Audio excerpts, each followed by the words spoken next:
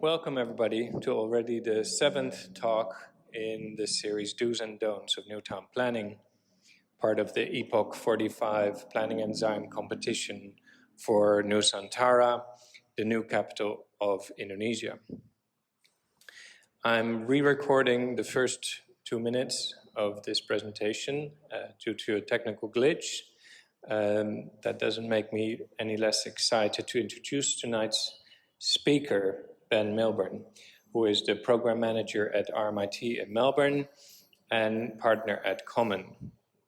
But most notably for tonight, Ben has been willing to share with us his upcoming publication, BIODIVERSE-CITY, which was produced together with the Y Factory in Delft. This research delves into the notion that biodiversity is a cornerstone of urban planning, and the way to achieve it is rather unusual and surprising. He will combine both the theoretical take and hopefully give us some concrete handles as to how to achieve and foster, or in this case, seed that in a newly planned city.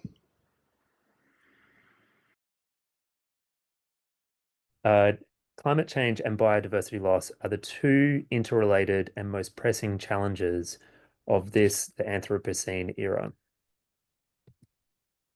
Global biodiversity loss is estimated to be 100 to 1,000 times higher than the naturally occurring background extinction rate, faster than any other time in human history. Biodiversity is essential for the processes that support all life on Earth, including human life.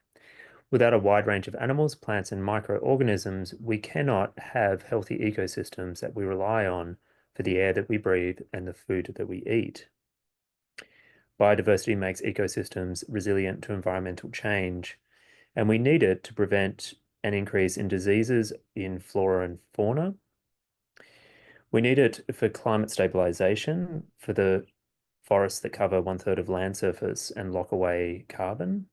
We need it for the purification of water, air, and soil. Earth's biodiversity provides all things that life needs on Earth, but it only works if there's a lot of it, and it's rapidly decreasing. The biodiversity we see today is a result of 4.5 billion years of evolution, yet only 200,000 years of human habitation have caused catastrophic, lasting impacts on nature. The main drivers of biodiversity loss remain humans' use of land, which are represented in this image by superimposing 4 key drivers: agriculture, urbanization, deforestation, and desertification. When land is converted to croplands and grazing lands, wild species lose their habitat and face extinction. In 2020, cropland takes up roughly 11 million square kilometers of Earth's total habitable land of approximately 64 million square kilometers. In 2020, Tokyo was the only city with a population over 26 million people. Data from the United Nations Population Division reveals that urban populations have increased more than double in 2 decades. As population growth leads to increasing food needs, agriculture expands. Rapid expansion and unsustainable management of croplands and grazing lands is a main driver of land degradation, causing significant loss of biodiversity and associated ecosystem services. Forests are among the largest biodiversity reservoirs on Earth, yet forests are in crisis. Within 2 decades, nearly 100 million hectares of net forest area have been lost. In 2020, a significant 11.1% of which occurred in tropical forests. Land degradation resulting from agricultural expansion, population growth, causes a significant loss of biodiversity and ecosystem services. Land degradation is defined by the Food and Agricultural Organization of the United Nations as a long-term decline in the ecosystem function measured in terms of net primary production. results from overuse and overappropriation by humans. Humans have appropriated 25 to 30% of the Earth's annual land net primary production, yet we represent less than 1% of the planet's biomass. So why is this relevant to Nusantara and the EPOCH45 program? Overlays of the 6 key threats to biodiversity: agriculture, hunting, logging, pollution, invasive species, and climate change, as shown on this map, identify global locations with the greatest biodiversity risk. The bigger the circle, the higher the risk. And the second biggest circle is centered on Borneo. The construction of built environments, especially at the scale of whole cities, is inherently environmentally damaging. The establishment of a new city in an era of environmental crisis, particularly for a city located in Borneo, demands reconceptualization of who cities serve, how they are organized, and how they operate, and critically, how cities can contribute to biodiversity rather than degrade it. The question is how to do that. Early iterations of the biodiversity city research focused on biodiversity within existing cities and our relationships with the living things that surround us. The Wild and the City studio carefully studied Amsterdam's unmaintained areas for clues about the role of biodiversity in cities. Identifying that biodiversity is not evenly distributed within the city, in fact, it's concentrated in areas with a lack of human control, the spaces between properties, infrastructures, and buildings, the water and the vacant lots. Amsterdam's wild surfaces where there is a continuous and endless battle between the city and its unwanted guests.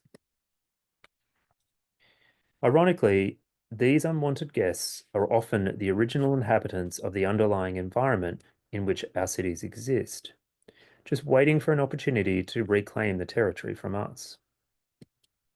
Our often invisible co-citizens are many and varied and include mammals, birds, bugs, plants, also known as weeds when they have the audacity to resist human control, and many types of fungi.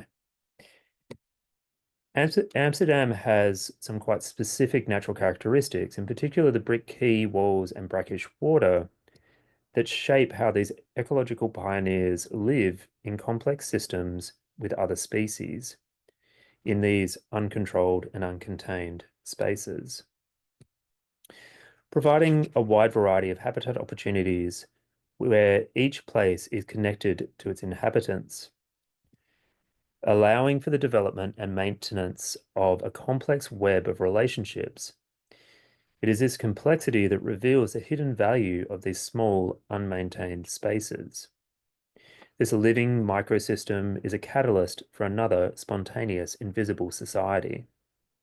The forgotten spaces of our cities can become positive devices where new forms of life start, where buds begin to grow and seeds begin to sprout. This raises the question, what if we stopped maintaining the whole city? Amsterdam is an active system with a wide variety of maintenance programs, including, but not limited to, a system of water locks that pump dirty canal water out into the IJsselmeer, the adjacent bay, 3 times a week. Every street is swept twice a week, and in the tourist centre twice a day. Specialised cleaning boats scoop out fallen leaves from the canals. Buildings are high pressure cleaned of debris that provides habitat for plants. And there's countless other activities that continuously maintain the surfaces and infrastructure of the city. After 6 months, leaves carried by the wind deposit in gutters, eventually clogging them and forming a humid and fertile compost. Frozen puddles melt and leave broken bricks, revealing the soil beneath. The still water of the canal starts mixing, and the whole canal becomes brackish and weeds start to grow. After 1 year, soil long trapped beneath the pavement gets exposed to the sun and the rain. Other species jump in, and soon leaf litter adds to the rising pile of debris, clogging the sewer grates. The canal starts to turn into urban wetlands. After 10 years, eventually roofing nails start rusting and their grip starts to loosen. That leads to interior leaks and progressive structural deterioration. After 50 years, bricks buried in the soil retain moisture, attracting pill bugs, which act as decomposers, feeding on rotten plants. Wolves return to the city, attracted by abundant prey. Roof trusses, held together by metal connection plates, exposed to water by the decaying roof, fail and buildings collapse. And by year 100, Amsterdam resembles a rich swamp biome with few traces of its temporary human guests. For me, the most interesting outcome of this studio is that maintenance in built environments is antithetical to biodiversity, rather. That is, by maintaining the built environment, this is a process of making the physical fabric of the city, or our cities, inhospitable to most other living organisms, but that the absence of maintenance makes cities inhospitable to people, revealing a fundamental and perhaps irreversible dichotomy between how existing cities operate and our desire and need for greater biodiversity. Later iterations of this research, undertaken at KU Leuven in Belgium, address this dichotomy through retrofitting the city with a new skin that provides extensive new habitat for plants and animals. This studio introduced a number of key ecological principles that have informed the ongoing development of the research, including the notion of bioclimatic regions, or biomes, that is, regions of the world with similar climatic properties. According to the WWF, there are 14 terrestrial biomes, including tundra, taiga, mangroves, deserts, savannas, and a wide variety of forest types, including tropical rainforest. The research also introduced the key idea of keystone species within a biome for a selected location. While individual species often vary a lot between locations within a biome, a kangaroo in Australia versus a gazelle in Africa for savanna biomes, these species types provide similar ecological services within each biome type. And each of these keystone species have a specific habitat, energy, and nutrient requirement that needs to be met in order for them to survive and thrive. And finally, the food web, which shows the relationships between keystone species, who eats whom, how nutrients are processed, etc., and how energy is transferred from species to species through a series of trophic levels. That is, super predator, predators, prey, and the lowest level, vegetation, which produces biomass. In reality, the global food web contains billions of animals, plants, and fungi. The simplified food webs used in this research are crude tools that enable rough calculations of the relative number of each species required to sustain a functioning ecology. So to test how to reshape an existing city to accommodate different food webs and ecologies, the city of Lille in northern France was selected as a site of experimentation. So to transform the city, we need to establish who we are working with, that is, our clients, and what is the program. To do this, we need to develop a food web with 2 super predators. That is to calculate the number of individuals of each species required to support a simplified ecology. To do this, we need to develop a food web with 2 super predators, 6 predators, and 12 biomass producers. Super predators eat predators and prey. Predators eat prey, and prey will eat vegetation, the producers of biomass. These calculations provide the number of individuals of each species required to make a food web auto-self-sufficient. But all of these living things require suitable habitat. A catalogue of bricos, a term developed in the context of the research, was developed that are able to be placed in different parts of the urban environment, on facades, roads, roofs, streets, urban equipment, and other parts of the built environment. These bricos can be linked, combined, multiplied, connected to one another in different ways, becoming an extensive green network. By attaching bricos to the existing surface of the city, layer by layer, we eventually develop a new skin. With the number of individuals of each species identified, we need to work out how much habitat, or bricos, of each type is required. The existing surface area of the city is sampled and then analysed to determine the total biomass production capability.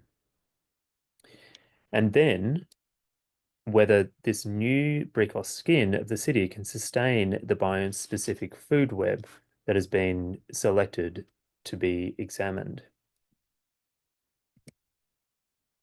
So what would it look like if we were to transport a fragment of old Lille to a tundra biome and transform it to sustain a functioning food web?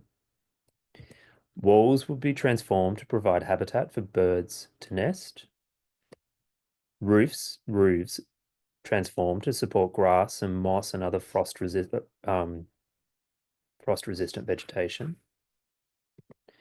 Interior spaces are retained to support human habitation, but this transformation is not enough to support apex predators. As a whole, the food web requires those apex predators to sustain it in the longer term. The fundamental issue identified in these earlier phases of the research is that, at least in a Western or modernist tradition, we tend to conceptualize city and nature separately. In Amsterdam, the city is either for humans or for the wild. In the Lille experiments, nature occupies the skin of the city, the humans the interior. This separation is codified in language, at least in English, where we have entirely separate lexicons for related concepts in natural and urban terms related to the constructed environment, when in reality, cities are ecologies, albeit generally very biodiverse, poor ones. The current phase of the research seeks to eliminate this conceptual distinction between humans and habitat, cities and nature, and to construct a new type of biodiverse city. Building on the earlier research, we sought to gamify a user interface that allows users to manipulate a range of different factors to explore the spatial consequences of how we exist in cities that privilege all living things, not just humans. This builds on a long history of MVRDV and Y-Factory work exploring data-driven urbanism, including the Data City Metatown project from 1999 and Region Maker from 2002. As with the earlier research focused on Lille, the first step is to select a biome and its location to host the proposed city. In this case, the tropical rainforest biome that will host the new city of Nusantara. With its specific climatic, that is abiotic, and living biotic characteristics of this biome and location. Also, as with the Lille research, the first step is to develop a food web, in this case by selecting an apex predator, which identifies the number of subpredators, prey, and vegetation individuals required to sustain the web. The key question in this iteration of the research is how to integrate humans as ecological service providers within the food web, as well as consumers of ecological services of other individuals within that web. The most critical question being, how do we feed people? This is obviously both biome specific, but is also dramatically affected by how food is produced. For example, hunter-gatherer land use involves obtaining food through hunting, fishing, gathering of wild plants without any form of agriculture. If we were to supply all of the current world's population with food in this manner, we would need another 68 planets of surface area to grow this food. A food forest food production technique mimics natural ecosystems with layers of edible plants, promoting sustainable food production via agroforestry. To feed our current populations through food forest type food production, we will still need more than the dry surface of the planet. Biodynamic farming integrates organic practices, composting, crop rotation to enhance soil fertility and produces nutrient-dense food sustainably. This is 10 times more space efficient than the food forest food production technique. However, still would require 81% of the dry surface of the planet to feed the world's current population. And finally, artificial agriculture relies heavily on synthetic inputs like fertilizer, pesticides, etc. to maximize yields, resulting in very high levels of food production and human density, however, with significant negative biodiversity impacts.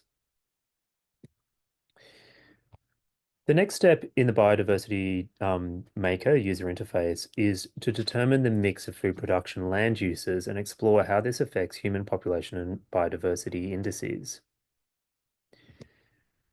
As the density of food production increases from food forest type, or the mix of food production types increases from food forest to biodynamic farming to artificial farming, human population increases and biodiversity decreases.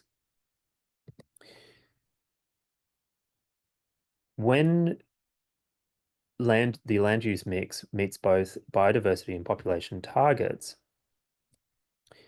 the user can continue the total number of habitat biotype units with varying abiotic properties, the number of different agricultural biotype units, and finally, the number of human habitat units required to support the human and non-human residents of your city fragment is identified. Users are then prompted to select the first unit they would like to aggregate. This unit then appears in the middle of an aggregation field with a black arrow on each side, which shows where the next unit can connect. As a second unit is selected to aggregate, the system will apply the aggregation rules of what unit is allowed to go next to what, based on minimum distances from different model types to make sure that that abiotic system connects correctly to the next one. For example, water edges of water-based modules can connect to other water-based modules, but cannot connect to deep soil modules. After the first units are aggregated, more placement options will start appearing, leaving users with more choice as to what units to place in certain locations, quickly starting to build the surface of the city.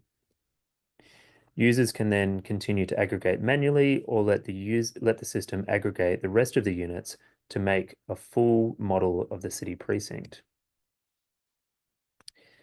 Manipulating porosity levels in the larger aggregation system increases human population density while decreasing biodiversity indexes.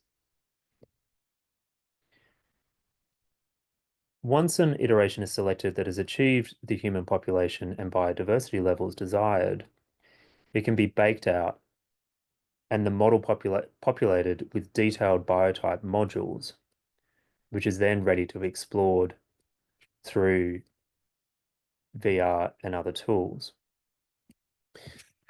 The user interface can be applied to different biomes and different locations around the world, including this example in Finland, exploring the boreal forest, where different apex predators were selected and human food production focused on fungus production, leading to different densities of human population and biodiversity indices. Or the Chaparral city located in the Middle East, near Lebanon, again with different apex predators influencing different formations of the city fragment and different spatial outcomes. This research is the result of many hands across multiple years and is a work in progress with the final configuration of the city fragments still being developed. But it's worth noting that everyone involved in this project has contributed significantly over the duration of the research. And that's about it for me.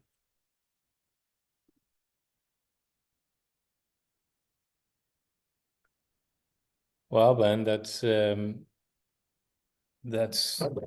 quite a story. I made a ton of notes that I'd like to kind of feed back to you, which allows hopefully the people online to post some questions in the chat that I will then kind of try to regurgitate and also feed to you, if that's okay. Time for the time that we have. So I'm really struck by the simple fact that as urban planners, we are now seemingly wholly dependent on wild animals. Your opening is extremely powerful. The idea that apex predators determine the success of natural energy production in a region. That I think even the most progressive ecologists, or rather urbanists pretending to be ecologists, would not venture that far out in their thinking. So that's a wonderful opener, and then you go to the next step, introducing man as part of that process. That's where things for me become both very intriguing and also very challenging. I think everybody agrees with the proposition that the inhabitants of that certain region we're talking about, let's say Nusantara, that those people need to be fed, and ideally with nutrients coming from the region.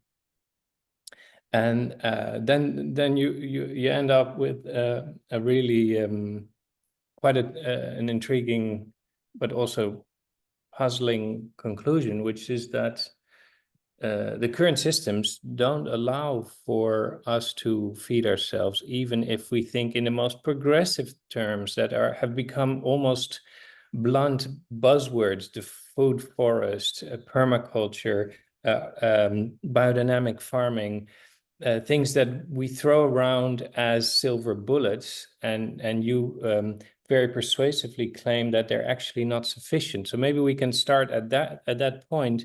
It has to be the mix, if I understand correctly. Yeah, absolutely. So the key question in the later part of the research is, how do we integrate humans within ecologies rather than treating humans as separate from natural systems, which we all kind of agree with in principle, but like the way that we approach urban planning and urban design continues to situate the city as separate to nature. So if we're going to be serious about integrating biodiversity into cities, we need to fundamentally rethink how and, well, more specifically, who cities are for.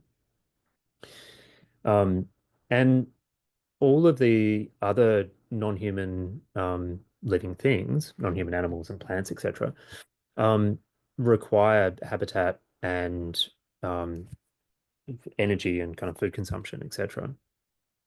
So I guess the question is, I mean, the question around how you feed people is really interesting. It's the hardest part of all of this. Like, do we incorporate food production into the city? And if we do we incorporate all of the food production required to feed humans within the city, within its own boundary? Um, and one of the reasons why we chose to tackle that as a core problem is that the key driver of biodiversity loss is agriculture, and occurs outside of the city. So you can either think of the city as the footprint of the physical city itself, or you can think of the footprint of the city as its productive hinterland that feeds it, which is in reality kind of what the impact of the city is. So we were starting to think of the city in those terms, as its footprint as well as its productive zone or zone of production, and treat both of them the same. Whether or not the intensity of food production should be consistent across the entire territory of the city, I think, is an open question. The way that this kind of iteration of the research is presented is it's a very small fragment of a city. It's kind of a sub precinct, and kind of it's a type that could be deployed. I think future iterations of the research would look at different types of fragments. Some that would be more dense in terms of food production, and others that would be more dense in terms of human habitation. So you'd get a variety of different types of zones within the city, or kind of precincts. Sure, sure. Well, the beauty for us in Indonesia is that just simply looking at the Desa Kota, Yes. the whole notion of food production and urban systems as two separate worlds is completely outdated. So we are in that sense, we are in the position that we can skip that part. But I think you touch on a nerve that's quite important. Like, there will be specialization, there will be intensification within some sort of larger field, and then I think the key question becomes logistics. Certainly, when fresh produce has to be moved around, there's a time limit, there's energy involved, etc. I think that's probably what's going to spin this urban system that you're talking about beyond the model that you present. Because if I understand correctly, your gaming model is quite uniform, right? It is at the moment. Yeah, that's correct. So it's the specialization that needs to be brought into that. So where parts of the city have different focuses. I mean, one of the things that I think we all love about cities is that different areas have different characters, both in terms of notions of productivity. Some areas are focused on work, other areas on education, etc. But also in terms of kind of cultural qualities around where different activities occur. So that's not captured in this research yet. But I think it's when the research goes to the next scale and starts to think about the city as a network of different nodes or areas with different characters, then it starts to take on kind of the next scale up, which it needs. Right. That makes a lot of sense. Mm. That's very interesting. Maybe that allows me to squeeze in one final cheeky, maybe even rather Dutch question before I go to Professor Weewick's question that I'm reading now. So in that description, the notion of city doesn't feel right to me. It almost feels outdated. Are you guys already kind of venturing into a new definition of what city would be, or even just dropping the notion as a whole? Well, that's a good question. No, not yet. But the point around the glossary, I think, is really important. And the distinction that exists between ecological terms and urban terms. There was a piece of work that we did in the last studio that looked at mapping between those two lexicons. So the idea of territory versus precinct, circulation versus roaming, etc. It's kind of these terms describe very, very similar things, but because of our conceptual distinction between the built environment and the natural environment have kind of existed separately. So there was a piece of work on developing a new synthesized lexicon um, that kind of eliminates that distinction. And that allows us to think about kind of more conventional design activities in different sorts of ways. So if you use a new term to start to think about circulation and movement, that is kind of a hybrid between ecological descriptors and urban descriptors, it frees you from those conventional approaches to ways about thinking about how to move through built environments. So there's a indexicality between the terminology and the results that when we start to break it down starts to become quite interesting. So the answer to your question is perhaps yes, like it's not a city, it's something else. Right, you're literally building or putting together the building blocks, the concepts and the language as you go. Yes. Yeah, that's fascinating. I have to say, also just because very often when you encounter a glossary, especially from a sort of scholarly background, they tend to be quite archaic, and I think that's what you've encountered as well. Let me go to Professor Wiewick's question. Allow me to give it a little bit of context. Indonesia is extremely resource rich, as you know, but I don't think we acknowledge the biodiversity as a part of that resource spectrum enough.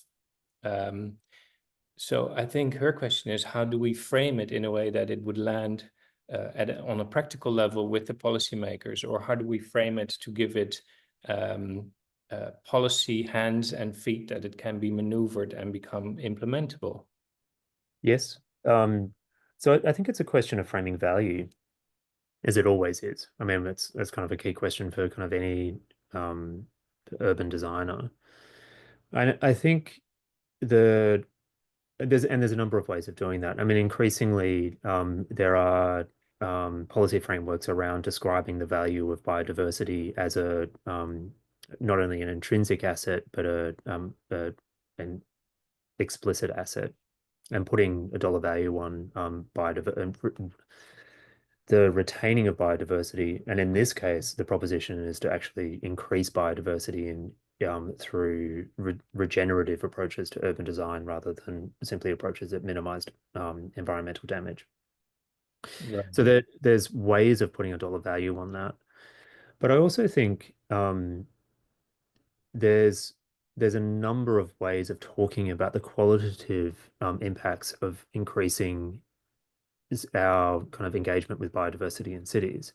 So having plants and animals around us and being more focused on our role as actors within these ecologies is really important, because it allows us to start thinking about how our activities can support the other living things that we rely on.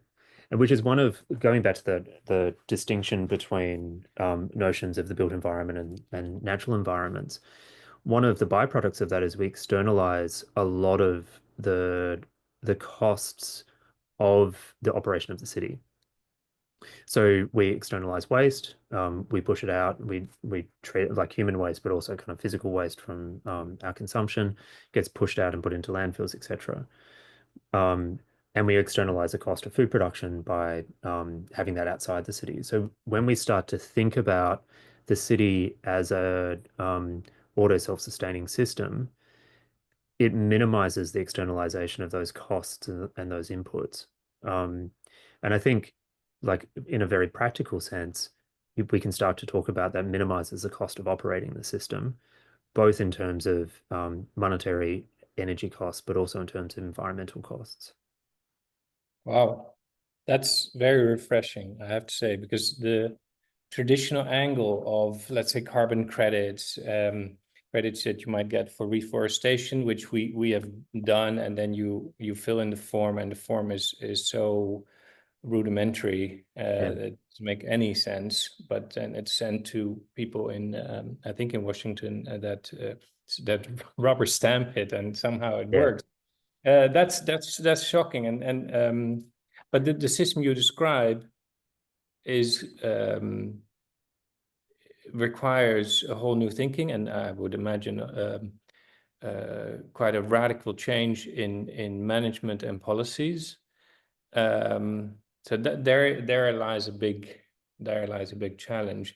Maybe on a more stupid level, how do we take the first step of taking away the stigma that talking about biodiversity doesn't make you a tree hugger, but actually is a core, is a key to unlocking all these benefits?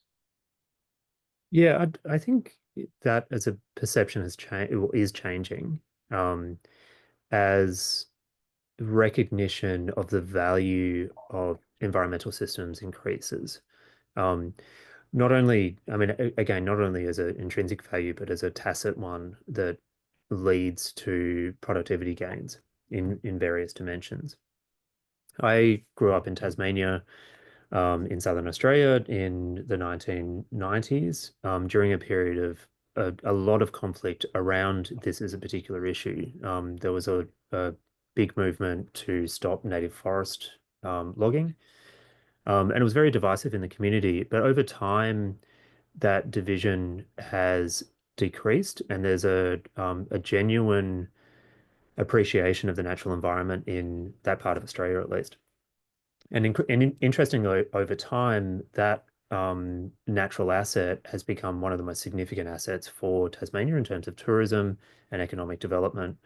Um, so this shift has occurred certainly in my lifetime, and seeing how community perceptions shift over time is actually really positive, and that these things can be assets. And so the natural environment can be assets for communities rather than something that's perceived as inhibiting development. It can be something that promotes it, particularly in this framework where urban development is tied into operating with natural systems rather than against it.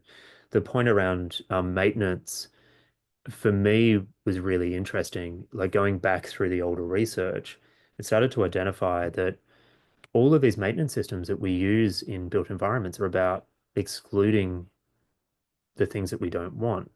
Um, because our built environments are not designed to work with the natural systems within which they exist. So if we reconceptualize how the built environment works, we don't need maintenance because maintenance is resistance. If we work with those systems, we don't require the resistance. Mm. That's interesting. We heard very similar arguments in previous talks where I wrote down here, laissez-faire was one of the terms people like Pedro and Roggema have been using to say, well, just a hands-off approach will do a lot to allow nature to take control. But in our environment, it is truly quite bleak and monofunctional as a plantation of hardwood. So I'm curious if nature would indeed, if it needs triggers, or if nature would indeed somehow reestablish itself, as you show in your slides. It depends on the time frame that you're prepared to wait, I Right. think. So I mean, if you've got a couple of hundred years, then definitely. Like if 2045. Okay, so not a couple of hundred years then. Um, but that's the thing. Like eventually these systems will take back over if we stop maintaining things. But it's the long time frame. So I would imagine and suggest that catalysts are needed. Um, and it's really around those keystone species and starting to reintroduce those and increasing the biomass is the big catalyst. So as soon as biomass increases, particularly vegetation, the habitat is produced for all of the prey animals, predator animals, etc. Right. One of the big discussions in the context of this research, which, if I'm kind of being transparent, was never really resolved, is the conflict between humans and predator animals. So, I mean, we had this kind of very long discussions around what do you do about the tigers and the lions, etc. Um, I mean, and then there's kind of other examples of that, like animals that are dangerous to humans. So how do you manage those conflicts? And to be honest, at this point in the research, it's silent. It hasn't been resolved. But the other thing to kind of note is like the built environments that we're proposing are not fully natural environments. They're constructed. Um, they're constructed and they have a version of an ecology, but it's not a full ecology because humans are in it and they're extracting energy and nutrients from those systems. So if we're incorporating food production into the city in some ways, it frees up more of the other territory of a region or the planet for those fully wild spaces to exist. So instead of having the city and this ever expanding agricultural hinterland, it's rolled into the same thing, allowing more natural systems to survive and thrive. I love that. Is maybe technical or sort of a technically sounding question. The biomass that is needed to kickstart that process, could that come from agriculture? Because that's a far easier way to kind of artificially bring in a biomass rather than Mm. grow It depends on the type of agriculture, I think. So many types of industrial agriculture are monoculture or monocultural. There was the whole thing around the land use mixer and the kind of agricultural production mixer was a way of starting to address the conflict between human density and biodiversity, and starting to think about having some areas that are highly intensive or intensively dedicated to food production, and other areas that are not, are more devoted to biodiversity maintenance, and not starting to think about the territory as a unified system, starting to kind of think about it as pockets and differentiated. it. So yes, but it depends on the type of agriculture and its balance with other things. We've in the past spoken quite a bit about the desiccato, which I think is an incredibly fascinating urban system that does produce very high density while maintaining food production in between it. But I think that has the potential as a model for developing these types of systems where agriculture, biodiversity, and human habitat exist sympathetically um, without kind of compromising any of them, really. Yeah, yeah. I feel also with John Doyle, your colleague at RMIT, one of the conclusions we drew early on was that that system worked beautifully for centuries until the food had to travel to the near city, let alone a faraway region, with increased pressure on the logistics, on highways, bringing in big lorries, et cetera, et cetera. So for IKN, for Nusantara, what would that mean? People actually farming their own food? That might be one bridge too far. Yeah, I don't think, I mean, I think it's the localization of food production is the critical thing, not that everybody has to do it. I mean, I personally enjoy growing food, but it's not going to feed me entirely, given the size of my rooftop, which is not very big. Um, but I think it's the critical point is that it's a local, not global, um, or even kind of regional. It's that so when it stays local, you can start to capture the byproducts of food production. It starts to cycle those nutrients and cycle the energy within the local systems. When you're transporting food across the country or across the world, you're pulling all of those nutrients and all of that energy out of the local system, and it starts to throw it out of balance. So I don't think you don't need to be growing it yourself, but it'd be good if it's grown in the local area, so that you're capturing those the energy and the nutrient cycles, or sustaining them at least. Right. Yeah, that makes a lot of sense.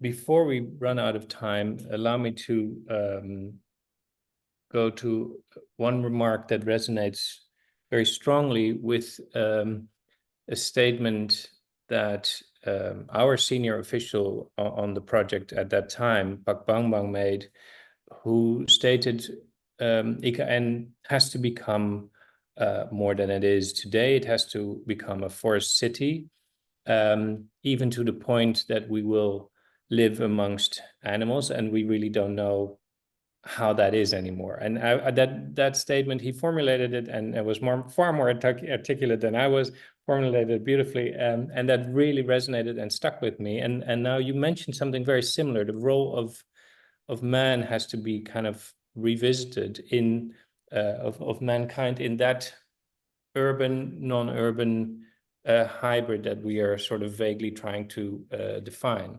Yeah, absolutely. I mean, and I think that reconceptualization is that we start to think of ourselves as ecological service providers, not just consumers. And I mean, certainly since probably arguably since the Enlightenment, we've seen ourselves as separate from nature. The consequence of that is that we are almost exclusively ecological service consumers, rather than contributing back into those ecological systems. That's a killer ending, Ben. Thank you so much. Yeah, it really is. That's beautiful and well-rounded, and thoroughly enjoyed that. I hope you were able to have full signal and we're online. Provoost, do you want to do the wrap up?